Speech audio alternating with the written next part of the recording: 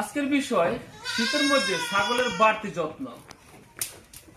শীতের মধ্যে অনেকে কম বেশি প্রশ্ন করে, ভাই শীতের মধ্যে ঝামেলা আছে, ছাগলের ঠান্ডা লাগতেছে, চোখ দা পানি পড়ে, নানা ঝামেলা। তো বাড়তি ব্যবস্থার জন্য শীতের মধ্যে মূলত দরকার ছাগলের সম্পূর্ণ খামার চারদার ঢেকে দিবেন।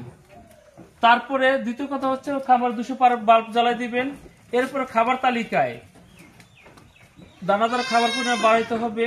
দানাদারের খাবারের সাথে যাতে সরষের খোল দিবেন বেশি করে, প্রথম দিন বেশি না, প্রথম আস্তে আস্তে বাড়াইতে হবে। তারপরে প্রয়োজন মনে করলে ছাগলের পানির মধ্যে একটু সরষের তেল দিয়ে দিলেন। তারপরে শিং, নাকে, কানে সরষের তেল দিতে পারেন। তারপরে এর আগে কৃমিমুক্ত করবে, কৃমিমুক্ত করে লিভার টনিক, জিঙ্ক, ক্যালসিয়াম এগুলো দিতে হবে। আর যখন রোদ উঠে তখন ছাগল রোদে নিতে হবে।